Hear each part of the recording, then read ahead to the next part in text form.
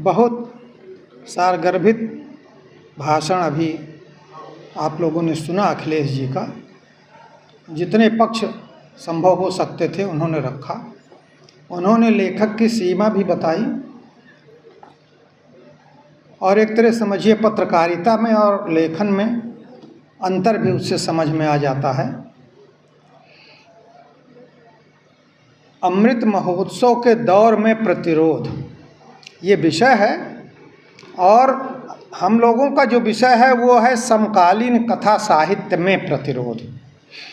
समकालीन कथा साहित्य में प्रतिरोध लिखकर काफ़ी कुछ विषय बनाने वालों ने बोलने वालों को राहत प्रदान कर दी है, क्योंकि साहित्य का समकाल 40-50 साल का होता है और प्रतिरोध के लिए तो गुंजाइश हमेशा से रही है।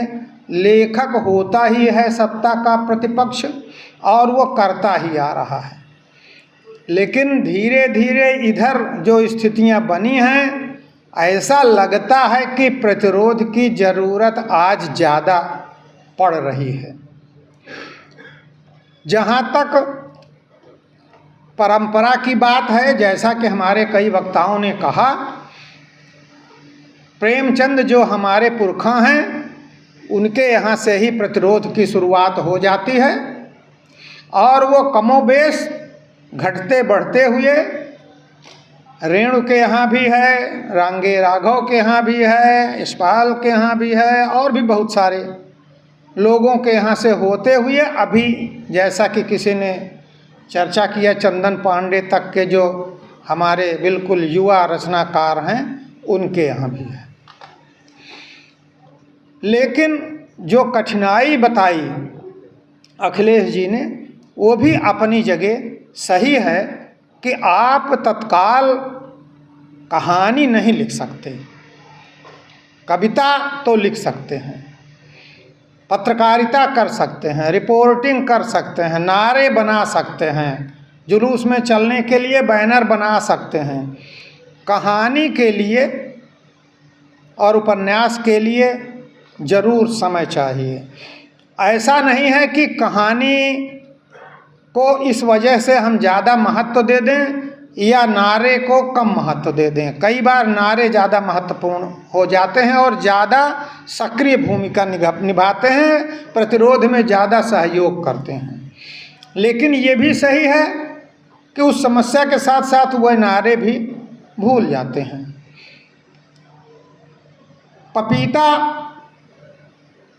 का पेड़ 9-10 महीने में फल देने लगता है, लेकिन 3 साल के बाद वो बाँझ हो जाता है। महुए का पेड़, कटहल का पेड़, खास करके महुए का 25 साल में फल देता है। 25 साल तक वो कुछ नहीं देता आपको, लेकिन 100-150-200 साल तक भी चलता है। मैला आंचल और गोदान का प्रतिरोध अभी तक हमारे साथ है और हमें संबल देता है।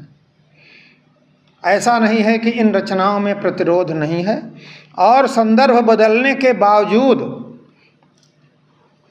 वह प्रासंगिक बना हुआ है। कभी कभी ये प्रासंगिकता और बढ़ जाती है, जैसे मैला आंचल में एक जगह लिखते हैं कि काली कुर्ती वाले जो संचालक जी हैं वो पूरे गांव में ट्रेनिंग देने आए हैं, लाठी की ट्रेनिंग और भाला की ट्रेनिंग और सब। उसी में एक लाइन में वो कहते हैं कि संचालक जी आजकल महीने में 2 बार अपने घर मनी ऑर्डर भेजने लगे हैं। इतना ही कहा गया है, लेकिन वो देखिए आज के संचालकों को आज के संचालक कितनी बार भेज रहे हैं ये तो नहीं पता, लेकिन 52-53 में भी ये संचालक जी 2 बार मनी ऑर्डर भेजते थे। तो कई बार ये भी है कि आज का समय निश्चित रूप से रचनाकारों के लिए, सारे लोगों के लिए ज़्यादा चुनौतीपूर्ण हो गया है, क्योंकि हमारी, जैसा कि विस्तार से अखिलेश जी ने कहा, हमारी आज़ादी या हमारे बोलने की आज़ादी या और बहुत क्षेत्रों की आज़ादी ऐसे ऐसे आजकल कानून बन रहे हैं जिसमें है कि जब तक आप खुद को निरपराध न घोषित कर दें तब तक अपराधी मान लिए जाएंगे। अब ऐसे कानून आ गए हैं। हाँ, घोषित नहीं, सिद्ध, हाँ सॉरी, जब तक आप खुद को निरपराध न घोषित कर दें तब तक आप अपराधी हैं, सिद्ध कर दें। हाँ, कुछ बोलिए, कुछ निकल जाता है कभी कभी। तो ये संविधान में भी बोलने की आज़ादी दी गई है, लेकिन उसका भी अतिक्रमण हो रहा है।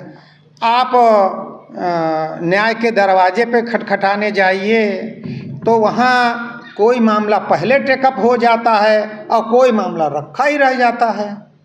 किसी में जल्दी स्टे मिल जाता है, किसी में मिलता नहीं, किसी में गिरफ्तारी हो जाती है, किसी में नहीं है। तो जो एक रूपता होनी चाहिए थी, अब वो धीरे धीरे, ऐसा नहीं है कि इसके पहले की सरकारें जो थीं उनके यहाँ भी ये सारी चीज़ें थीं।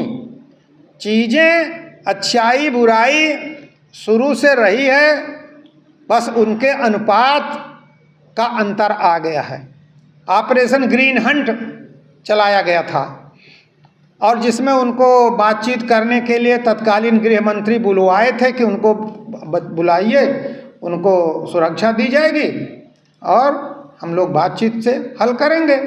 और वो ट्रेन पे जा रहे थे तो ट्रेन से ही उनको पकड़ दिया गया, बाद में पता चला कि मार दिया गया, मार ही दिए उनको। बातचीत तो ऐसी घटनाएं पहले भी हो रही थी, अब भी हो रही हैं, लेकिन उनकी तादाद अब ज़्यादा बढ़ रही है। तो ऐसे में लेखक के सामने ये ज़रूरत तो महसूस हो रही है कि उसकी कलम से भी प्रतिरोध निकलना चाहिए। लेकिन वो एक बात है कि सन 70 में जो कहानियाँ लिखी गई थी उसमें एक आध का नाम मुझे याद है, अनिल, क्या नाम था उनका, विजेंद्र अनिल और कुछ लोग, वह कहानियाँ अब उनका कोई नाम नहीं लेता। तो जो टेस्ट साहित्य का है वो दूसरा है, जो पत्रकारिता का टेस्ट है वो दूसरा है। तो ये बात भी एक लेखक के सामने, रचनात्मक लेखक के सामने आड़े आती है। और एक बात है कि क्या लेखक को अपनी रचना में समाधान देना चाहिए या नहीं। ब्रेख्त ने एक जगह कहा है कि जो साहित्य समाधान देता है वह निश्चित रूप से अच्छा साहित्य है, लेकिन जो साहित्य समाधान नहीं देता बल्कि अपने पाठक के मन में बेचैनी पैदा कर देता है परिवर्तन के लिए, वह उससे भी अच्छा साहित्य है। तो एक रचनाकार को, एक साहित्यकार को उससे उसका पाठक क्या अपेक्षा करता है और वो क्या कर सकता है और ज़्यादा प्रभाव किस तरह से दे सकता है, ये उसके सोचने का विषय है। लेकिन ये महसूस किया जा रहा है कि ये जो अमृत महोत्सव है 75वें वर्ष में, ऐसा संयोग हुआ है कि इस समय ज़्यादा ज़रूरत महसूस की जा रही है प्रतिरोध की। क्या साहित्य कोई ऐसा रास्ता निकालेगा कि वो जो उसका समकाल जो 50 साल का हो तक समकाल माना जाता है वो घट के 10 साल का हो जाए। क्या कोई ऐसी विशेष शैली निकल के आएगी जो कहानी भी न हो और उपन्यास भी न हो। उपन्यास तो और लंबा समय लेता है, कहानी भी 10-20 साल लेती ही है, रिपोर्टिंग तो उसी दिन, दूसरे दिन, तीसरे दिन हो जाती है। एक इसके बीच का कोई समय निकले जिसमें लेखक भी इस प्रतिरोध में सक्रिय रूप से शामिल हों। एक नाम मुझे याद आ रहा है, पूरा नाम तो याद नहीं, लेकिन उनकी रचनाएं पढ़ी हैं, वो गालियानो, एडवार्डो गालियानो। हाँ, उनकी रचनाएं आप पढ़िए तो देखिए, तो वो मुझे लगता है कि वो पत्रकारिता और ये कहानी या उपन्यास के बीच की चीज़ है। तो आज ज़रूरत महसूस तो की जा रही है। और ज़्यादा न कह करके मैं ये कहूँगा कि खाली हथियार से ही लड़ाई नहीं लड़ी जाती। हथियार कितने भी रखे रहें, हौसला अगर नहीं है तो आप जीत नहीं सकते, और अगर हौसला है तो जीतें चाहे हारें, आपको महसूस होगा अपनी सार्थकता। तो मुझे लगता है कि लेखक को जो प्रतिरोध के तमाम हथियार या तमाम रास्ते हमारे पास मौजूद हैं, जुलूस है, भाषण है, सभा है, यानी प्रतिरोध जिस जिस तरीके से हो सकता है उसमें हम आज के दिन मुझे लगता है कि लेखक को जनता के साथ और ज़्यादा एकम एक होने की ज़रूरत है। उसको कुछ एक्टिविज्म में भी अपनी हिस्सेदारी करनी पड़ेगी, क्योंकि जब तक मास तक नहीं जाएगा कोई विचार, तब तक ना आपके लिए जुलूस के लिए आदमी इकट्ठे हो पाएंगे, ना सभा में श्रोता इकट्ठे हो पाएंगे। और ये भी देखना है कि जिन प्रतिगामी शक्तियों से आपको मुकाबला करना है उनके वो कितने संगठित हैं, उनकी कितनी संस्थाएं हैं, उनके कितने कार्यकर्ता हैं, उनके कितने होल टाइमर हैं, और धीरे धीरे धीरे धीरे आपको चारों तरफ से घेरते चले जा रहे हैं। तो जब तक ये नहीं जानेंगे, जब तक इसका कोई और कैसे होगा, अलग अलग तो नहीं होगा भाई। दलित साहित्य, दलित लेखक अगर बाकी लेखकों के साथ अपने को नहीं मानते, कि उनको हमको शामिल नहीं करते, हमारी समस्या नहीं उठाते, हम अपना अलग लेखक संघ बनाएंगे इसीलिए, तो एक वो अलग हो गए। गांव में जातिवाद है, अगर वो उस पार्टी में है तो मैं तो कभी किसी सूरत में उस पार्टी में नहीं जाऊंगा, मैं तो उनके खिलाफ ही खड़ा होऊंगा। अगर वो मुसलमान लोग हैं, कुछ कर रहे हैं, तो उनके साथ हम कैसे जा सकते हैं, हम तो हिंदू हैं। या इस तरह के जो बहुत सारे डिवीज़न हमारे यहाँ हैं और जिनकी वजह से हम निरंतर हारते रहे हैं। लड़ाई में अपना अपना चूल्हा जलाते थे, पंडित जी अपना जलाते थे, वो अपना जलाते थे, धुआं करते थे, उसी समय उसको पता चल जाता था कि चलो अब ये लोग अपना रोटी पानी में हैं और इस समय हमला कर दो। तो आज भी हम उसी तरह अलग अलग अगर रहेंगे, मन से नहीं साथ बनाएंगे किसी दलित को, अगर सवर्ण है तो, और अगर दलित हैं तो मन से किसी सवर्ण को अपना साथ ही नहीं बनाएंगे, हिंदू है तो मुसलमान को नहीं बनाएंगे, मुसलमान है तो हिंदू को नहीं बनाएंगे, तो ये एका नहीं होगा। और एका नहीं होगा तो आप लड़ते रहिए, प्रतिरोध करते रहिए, और आपका वही हश्र होगा। आप वही कह सकते हैं कि हम बहादुरी के साथ लड़ते हुए पीछे हट रहे हैं। एक वो कबूतर की कहानी थी, उसके बाप ने उसको समझा दिया था कि देखिए ये दाना डालते हैं, फिर वहीं सी में जाल डाल देते हैं, और हमेशा के लिए सावधान रहो, हमारी पुरानी पीढ़ी इसमें फंसती रही है, तुम लोग नहीं फंसोगे, रट लो इस बात को। सबको रटा दिया कि बहेलिया आएगा, दाना डालेगा, जाल बिछाएगा, हम उस जाल में नहीं फंसेंगे। रटते तो रहे, हम भी रटते रहे, गंगा जमुनी संस्कृति है, या इस तरह के बहुत सारे नारे हैं, लेकिन जाल में फंसते रहे। जाल बिछ गया, सब पेड़ पर से देखे दाना बिछ गया, गाते गाते आ गए नीचे कि हम बहेलिया आएगा, दाना डालेगा। अब फिर दाना गाते गाते खाने लगे, जाल में फंस गए, उसने सबको आया लपेटा, कंधे पे लादा, जाने लगा। उस जाने में फंसे फंसे भी लोग गा रहे थे कि बहेलिया आएगा, दाना डालेगा, हम इसमें नहीं फंसेंगे। तो यही स्थिति आप देखिए, चारों तरफ का जो माहौल है, यही स्थिति नहीं है।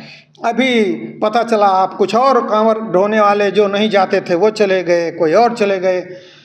जो आपसे जिनका मत नहीं मिलता है उनकी संगठन क्षमता, उनकी अफवाह फैलाने की क्षमता वगैरह वगैरह। और सबसे बड़ी बात, जो बहुत जमाने तक लोगों को गुलाम बनाए रखने का हथियार था, धर्म, और अभी तक मन से लोग उबे नहीं हैं, वो मन से लोग उबरे नहीं हैं।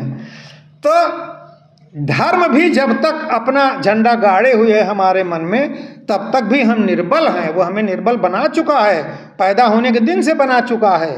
जाति हमें निर्बल बना चुकी है। अगर हम दलित हैं तो पैदा होने के दिन से हमारा मन छोटा हो गया है कि हम कहाँ लड़ पाएंगे, हमारे एक दूर खेत नहीं है, हम उनके बराबर कैसे जाएंगे। और जब वो धर्म की वजह से लड़ा देते हैं तो हिंदू मुस्लिम दंगा में वही बिरादरी नीचे वाली वही लड़ती है। कांवर में पिछले साल आ रहा था कि आप कहाँ से आए हैं, आप कौन हो, तो कहे हम रामेंद्र यादव हैं, हम फलाने वर्मा हैं, हम ये हैं। कोई दूबे पांडे उसमें नहीं थे। तो वो धर्म के लिहाज से वो अभी तक पिलाते चले जा रहे हैं। तो जब तक आप पीते रहेंगे तब तक आप इकट्ठा नहीं होंगे। जैसे पुराने ज़माने में जो मुस्लिम आक्रमणकारी थे वो उनके आगे गाय खड़ी कर देते थे, तो गाय को नहीं मार सकते हैं, वो अगल बगल से उनको मारे। उनका खाना छू लिए, 2 बार दौड़ के उनके खाने में सुअर दौड़ा दिए, कुछ और दौड़ा दिए, कहे तो भरभंड हो गया, बिना खाए लड़ने चले गए। कितने दिन लड़ोगे बिना खाए। तो ये जो बहुत सारे रास्ते हैं, इन सब पर विचार हो, एक संगठन ऐसा सामूहिक बने जिसमें वो गांव का निरक्षर व्यक्ति भी शामिल हो। कैसे होगा ये नहीं पता है, लेकिन ये संकट धीरे धीरे धीरे आ रहा है। जैसे मुफ्त में भोजन आपको मिल जा रहा है गांव में, जिनको 4 किलो 5 किलो मिल जा रहा है, कहीं मजदूरी करने नहीं जाना पड़ रहा है। उनको आप लाख समझाइए कि कोई देश लूटे जा रहा है आपका, तो कहा लूटे जा रहा है तो जाओ दौड़ो, हमको तो दे रहा है। तो ये जो बातें हैं कि कैसे आप उनको मोड़ेंगे, ऐसे ही आप भी मोड़िए, तरीका अपना खोजिए। और नहीं खोजेंगे तो ऐसे ही धीरे धीरे जहाँ हैं वहीं बैठे रह जाएंगे। और एक बात, जैसा कि मैंने कहा, अगर हौसला है तो जीत सकते हैं। हौसला हो, संगठन हो, जीत सकते हैं। एक छोटी सी बात सुना करके, अभी देखिए किसान आंदोलन हुआ, सब यही जानते थे कि इनको एक दिन तो भाग ही जाना है, इनको तो भाई सत्ता भगा ही देगी, घुसने नहीं दी है, कितने दिन बैठे रहेंगे। कोई नहीं उम्मीद करता था कि ये सफल हो जाएंगे, कोई नहीं उम्मीद करता था, हम लोग भी नहीं उम्मीद करते थे। वैसे हम पहली जनवरी वहीं मनाए थे उस साल की। हमको बोलने का मौका दिया था तो मैंने अंदर से जोर लगा के यही कहा था कि समय चाहे जो लग जाए, लेकिन आप एक दिन सफल होंगे और सफल होके ही यहाँ जाएंगे। बहुत ताली बजी थी, लेकिन मुझे भी यकीन नहीं था कि जो मैं कह रहा हूँ यही सही हो जाए।